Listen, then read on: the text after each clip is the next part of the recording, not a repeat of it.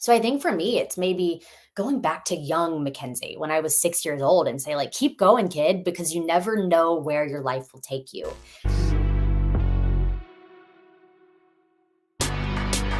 Women's Wrestling Talk, the #1 women's wrestling show on the planet. You're watching Women's Wrestling Talk, the #1 women's wrestling show on the planet. My name is TK Trinidad, and today we have an amazing show, and of course, nothing but amazing guests. She's a former WWE backstage interviewer, founder of Headline by MM, and a Cleveland Browns superfan. Please welcome Mackenzie Mitchell. How are you doing? Hello, I'm great. How are you? Thanks for having me. Thanks for coming on. I am wonderful as well. We are heading into, or we are into the new year. I want to start off with a very important question.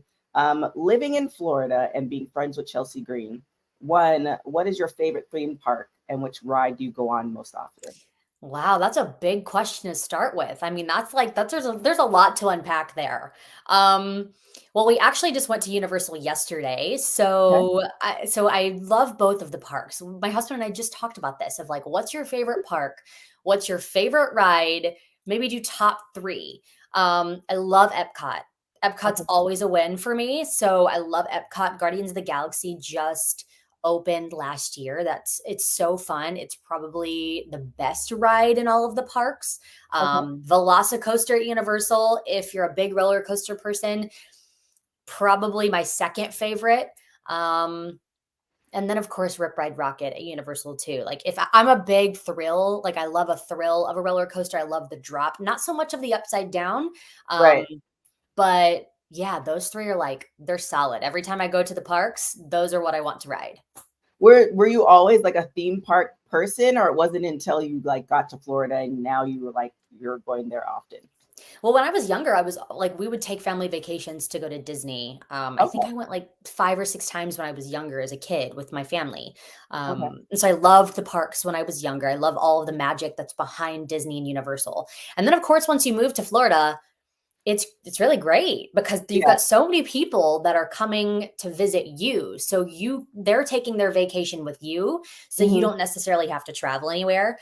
And then everybody, of course, wants to go to the theme park. So for us, it was just a no-brainer to become annual pass holders at Universal, at Disney, and we spend a lot of time there. Our kids are really lucky because they're annual pass holders too, so they get to go when we have a family night or whatever. So it's a grown passion, but like I've loved it since I was a little kid too.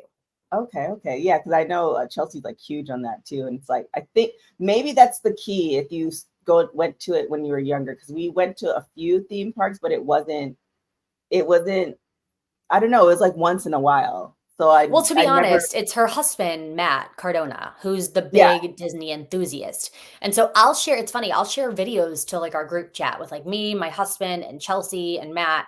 And I'm like, Uh-huh. "Ooh, did you guys see this?" And Matt's like, "Already knew that. I knew that like 6 months ago. You're late to the party." I'm like, "Okay, Matt, chill out." And so it's Matt's love that's then kind of been instilled in Chelsea. So we like to go together as a fun group too. So it's all Yeah. involved. I mean, it's crazy. Just also seeing, I mean, this was even one of the questions I was going to ask, but I'm a huge fan of Chelsea, even when she's in Impact. And you were a friend of her, and just seeing her and Matt, and where wrestling's taken them, and the creativeness behind it, like Mhm. Chelsea and her character, and Matt and his, like even when she dropped the belt, and he was like, "Well, one half of the one half," like it's amazing. So watching all this and being a friend, like what are your thoughts on them? I'm so excited and proud of what those two have accomplished together and then separately as well. I feel like I was probably one of the first people that Chelsea told when she was coming back to WWE because I was with WWE at the time. And I was Mhm. so excited for her because I don't think she got a fair shake her first time around. And Mhm. this was her time to get to redeem herself. And then she became a WWE Women's Tag Team Champion. Like you said, Matt kind of then adopted that, and then he became one half of the So WWE Women's Tag Team Champions.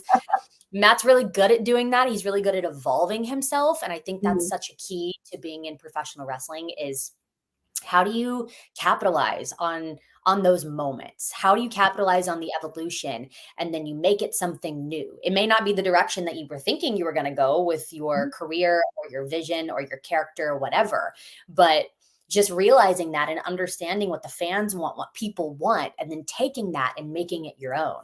Yes. So I think both of them are really great at what they do, especially when they were on the indies and Matt was the indie god or the death match king, and then Chelsea Mhm. was the queen. Like, it's really cool to see their relationship and how they've blossomed together throughout these years.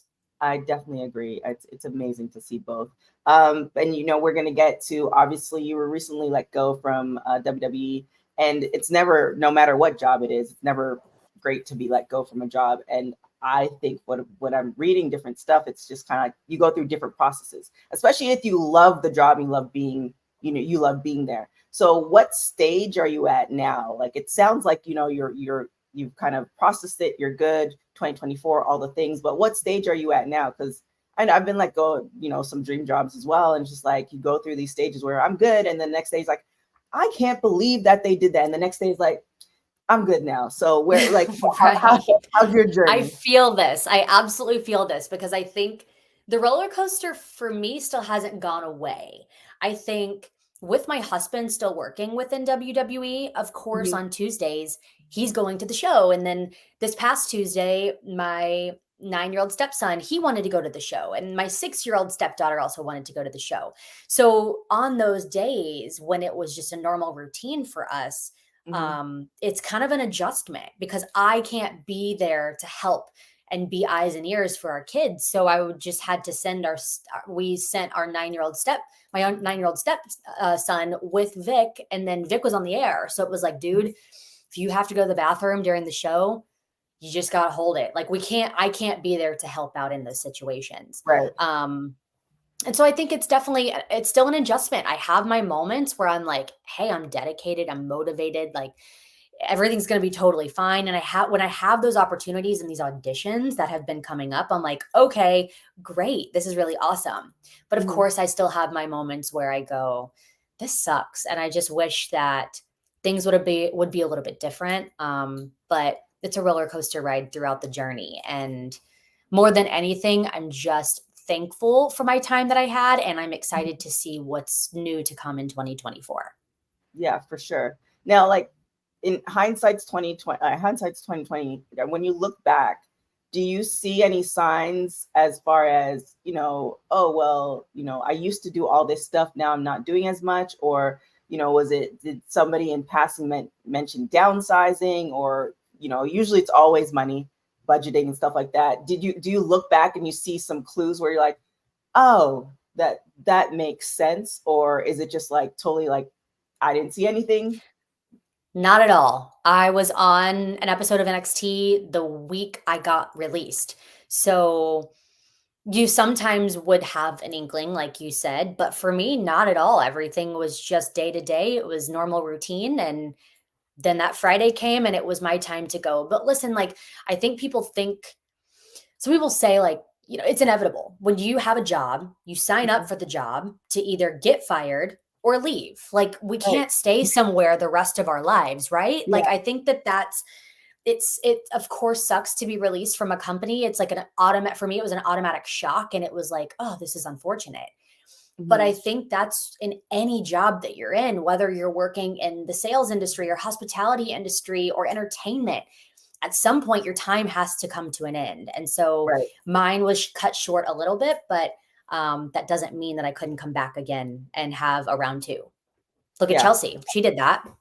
Oh yeah, for sure. I think it's like the generation before us that, like, for instance, my mom worked with the government for 30 plus years. Like, I have actually friends who worked for the government for a long period of time. So it's like we're kind of in that period of time where it's like we're just out of, you're with that company for, your 401k, your kids know everybody, you're good. And then we get into this one where people are at places for a year, 2 years, 4 years, and that's becoming the norm. So I think it's just kind of adjusting to that. And it's never easy. And sometimes you have to be uncomfortable for a little bit. Like, Yeah. sometimes you have to go, I don't know what's next. And I think that that's where you grow as a person, as a human, of who you are in maybe just your professional life and your personal life as well. Like, I think that sometimes people go like, I have to have a plan. But I think there's a beautiful side of going, I don't know. And I'm just going to see where this takes me.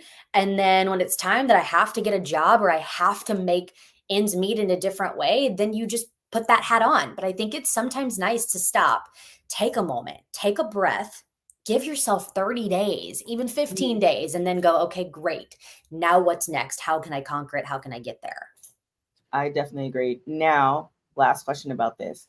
If you were able to script out your last TV appearance on NXT, knowing that you're going to go and they're like, look, no, it just is, you're welcome to come back. This is your last episode. What would you have done, or how would you have scripted it out? That's a really good question. Somebody brought this to my attention and I thought it was really cool. And I didn't notice this. I didn't think about this until probably 3 weeks later. Mhm. On my last episode of NXT, Wesley and I give a high five. And that was something that we were we did almost on a weekly basis. It was kind of like synergy that we had. Well, the last time you see me on WWE TV, I'm giving Wes a high five and I say, good luck. And he says something like from off screen, you got this, girl, which I thought that was so poetic and that was so unique to be able to have that experience as my last time being seen on WWE television.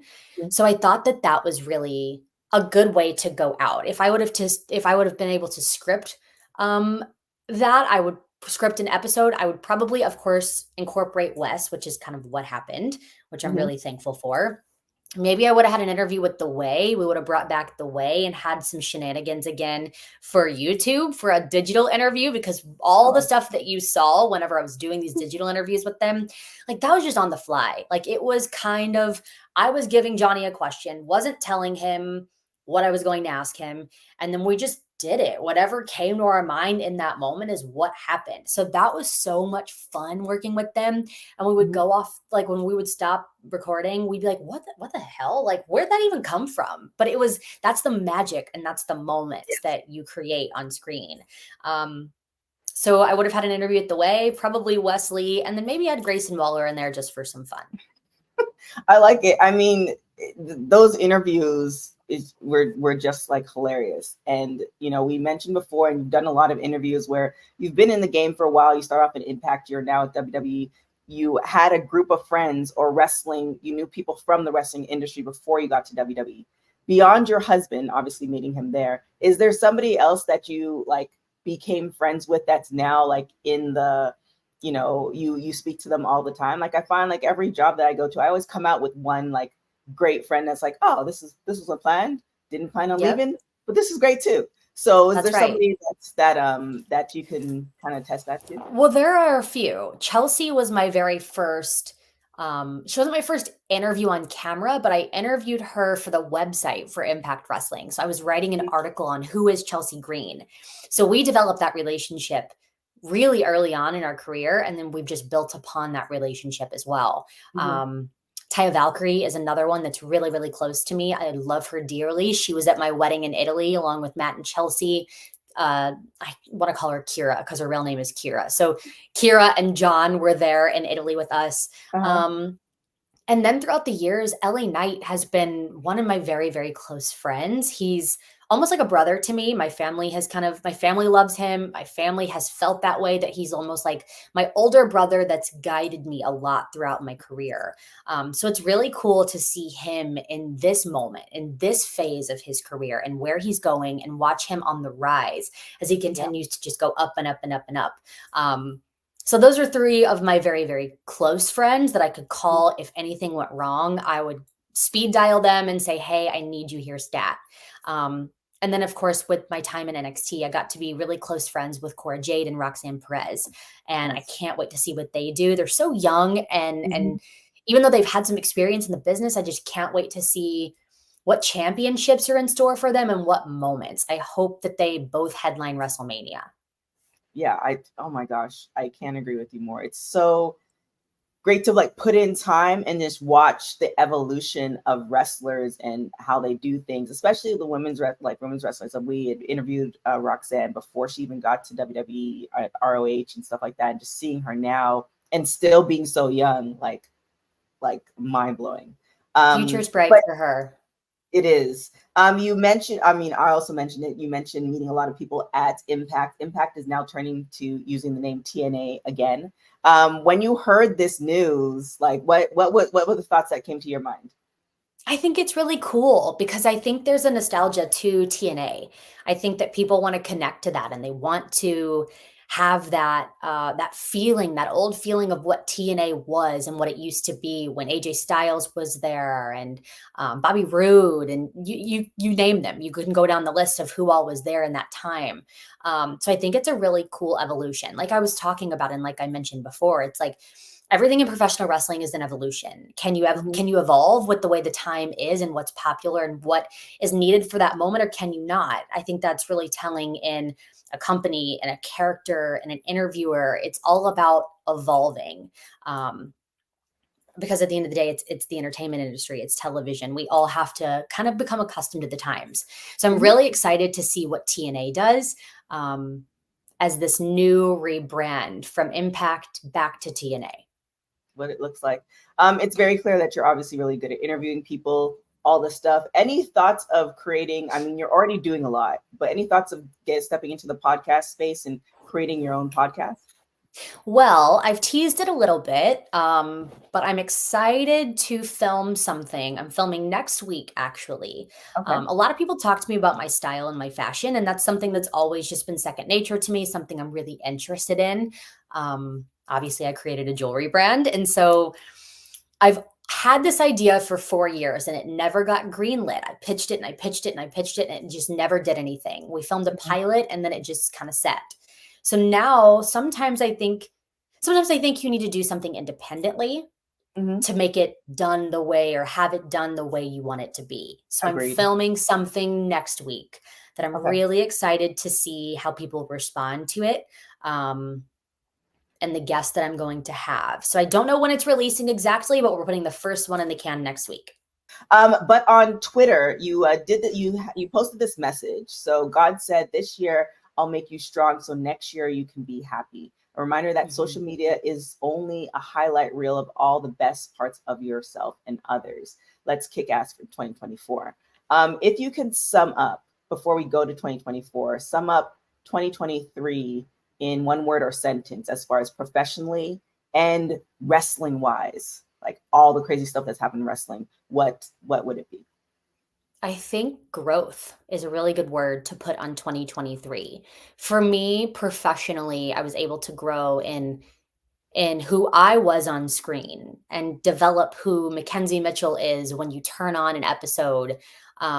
What does she look like? What does she sound like? What is her personality? I think there's a lot of us in on the announce team as interviewers that don't get the opportunity to shine. And so for me, I think I established kind of who I was in 2023 as an interviewer. But I think sometimes you need to have hard years as well. Like, don't get me wrong, I started a business and I am very, very thankful for that because now I have something that I can put my efforts into immediately after my release from WWE. Mhm. But I also believe like this past year was just a little hard. Like, I think sometimes you have these years and you're like, dang, I'm glad it's over. I'm excited to Mhm. get to 2024 because maybe it went by so quick and there were so many hardships that went through that so that you get to a different point. You get to another year where it's like, okay, let's take a breath and move forward. I think in my personal life, even like Vic and I lost his father. And so it's just like we kind of grieved and we had moments this past year that were a little challenging. But I Mhm. think you need that in life to push you harder, to kind of redirect you, to have a new dedication, a new motivation that you have your sights set on and be able to take it into a new space. I mean, I agree wholeheartedly with that. But let's talk about your business. So you started Okay. Headline June of last year. I also have a small business as well, and what I've learned from it is all the small nuances that you didn't account for when you were like when you thought of the business. So in Preach. because it's like, oh, labels, this, that, like, wait, what? Packaging? Okay. So kind of, talking about your business, what were the things that you kind of learned? Because I mean, you're coming from a family business. So, you have a little bit of a headway there. You can ask advice, stuff like that. But in the process of it, what were some of the things where you're just like, didn't think of that. Now I have to, and now I've learned my lesson. Girl, I didn't realize that I would be the director, the producer, the writer, the marketing manager, the email coordinator. Like, I mean, the list goes on. When you think of a corporation and all the jobs that are hired for a corporation, there's a reason for that. Because I'm up till 2 a.m. designing and creating products. And then I'm also sending out messages and packaging my boxes myself, because I don't want to pay someone right off the bat when I can do it myself. Plus, I have we're all, as entrepreneurs, if you're a business owner, there's always that little thought that you're like, yeah, but I just want it done a specific way. It just needs to look this way. So releasing some of that responsibility is challenging. It's challenging. It's hard to go, okay, I can't do this all on my own.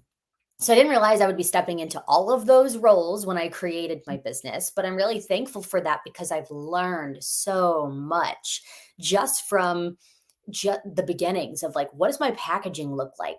What does my logo look like? It took me probably a month and a half to create my own brand and my own logo, because I didn't know what I wanted the name to be. I originally started with Bravo by MM. And then I realized it was a really crowded field and it wasn't unique enough, because I wanted something that would involve my personal life and professional life. Right. And I thought, what incorporates what I do for a living? Well, I break news. I'm always on screen. I'm making headlines. So why not do something that's headline by MM, and then the MM for my autograph? That's how I sign my autographs at meet and greets on my 8x10s, etc. So it kind of has a personal touch along with being all inclusive for my brand.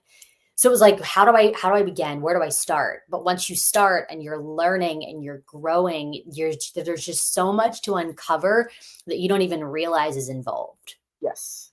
Yeah. I feel like I appreciate so many other businesses by doing, like my dad ran a business my whole life. So I watched it. So by osmosis, I knew I was going to be doing something, but it wasn't until you got into it. I'm just like, oh yeah, there's like the bags cost, like the everything, if you want to do pop-ups, if you want to do this, or what does the newsletter look like? All those little things. It's just like, oh yeah, this is, and I always say you're either born with the entrepreneur gene or you're not.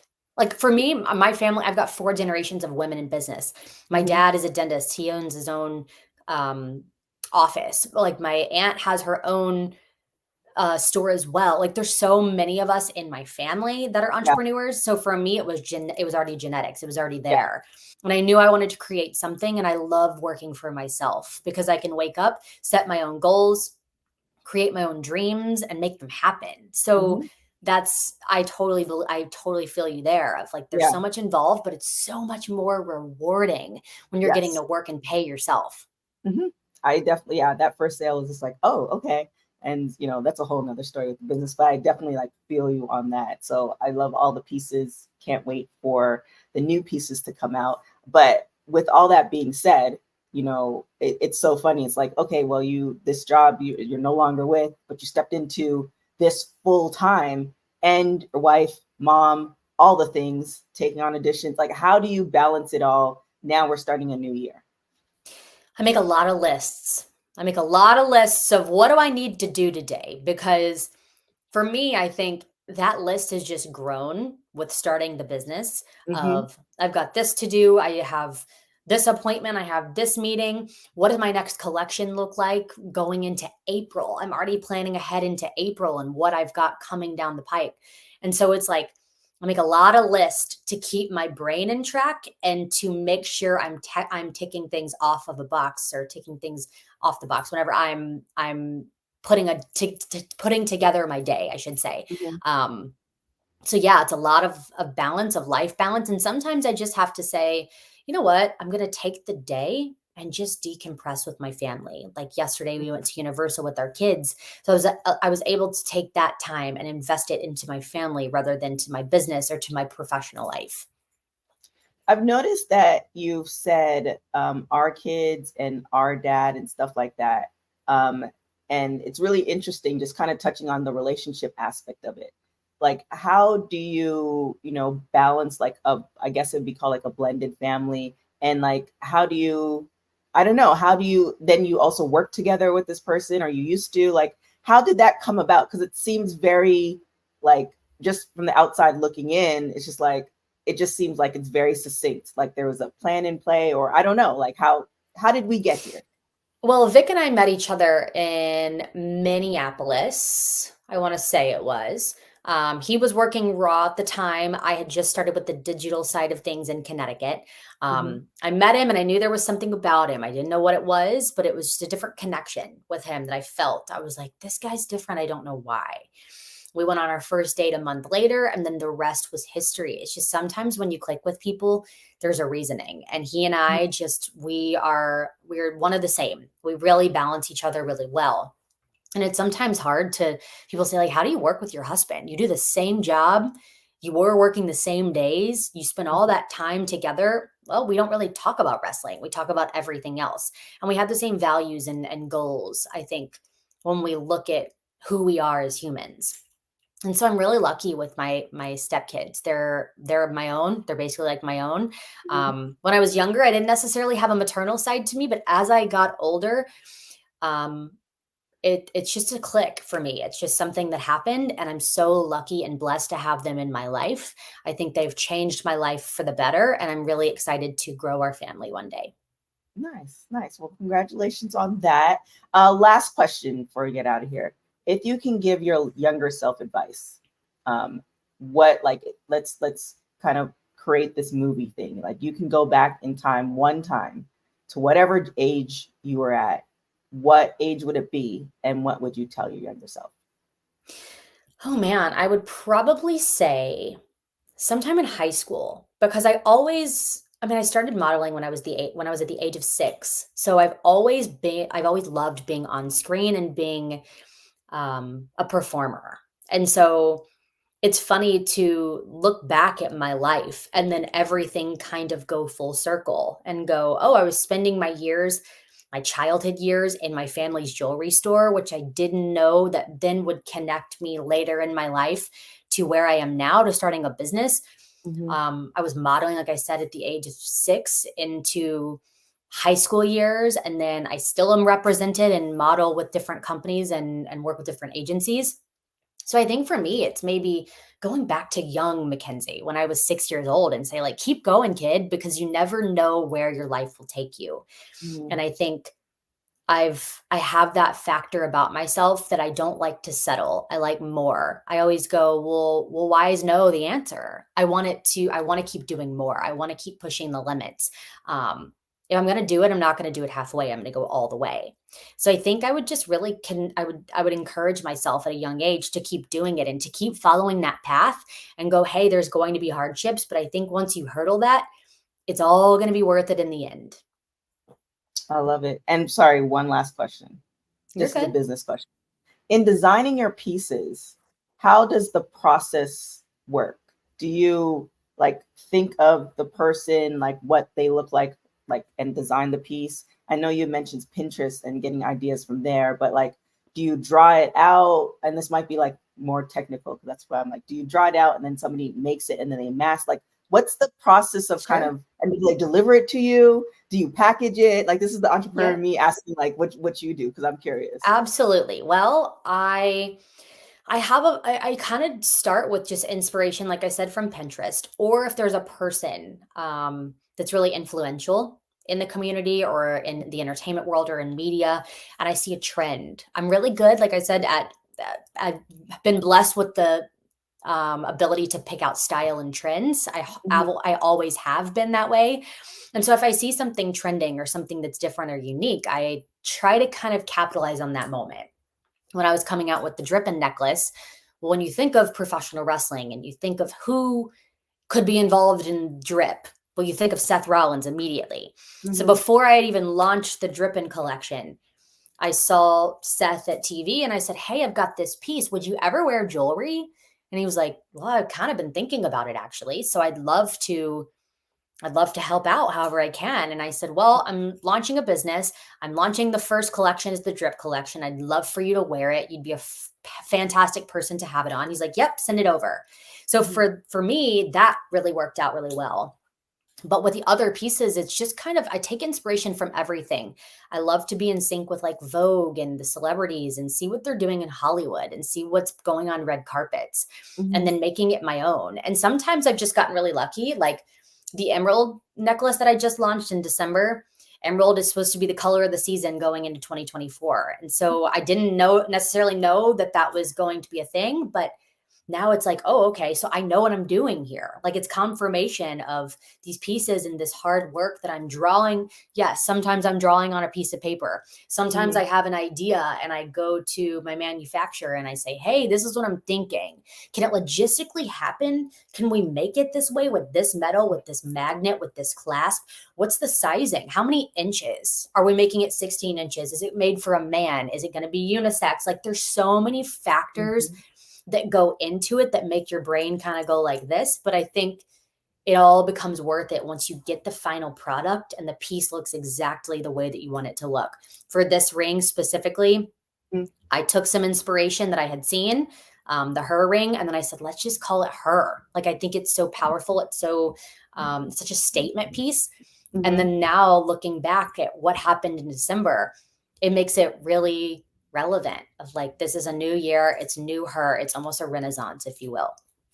I love it. I absolutely love it. Thank you so much for coming on. I mean, everybody should be following you, but where can people follow you if they're not? McKenzie and Mitchell on social media, on Instagram, on Twitter, on TikTok. And then if you want to follow my business, I'm Headline by MM. You can shop my pieces at www.headlinebymm.com, or you can just go to my profile. If you follow me on social media, you can click and find Headline through there. Boom, there it is. Thank you so much for coming on. Thank you guys for watching. You can follow me on everything at TK Trinidad. Make sure you follow everything Women's Wrestling Talk on WW Talk Pod, www.talkpod.com. Thank you guys so much for watching Women's Wrestling Talk, the #1 women's wrestling show on the planet. Ciao, y'all. Women's Wrestling Talk, the #1 women's wrestling show on the planet.